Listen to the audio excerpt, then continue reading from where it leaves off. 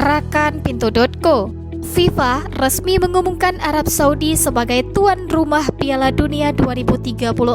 Pengumuman ini disampaikan langsung oleh Presiden FIFA Gianni Infantino melalui kanal resmi organisasi pada Senin 11 Desember 2024. Gianni memberikan ucapan selamat kepada rakyat Arab Saudi. Hal yang menarik, ia menggunakan bahasa Arab saat menyampaikan pengumuman tersebut.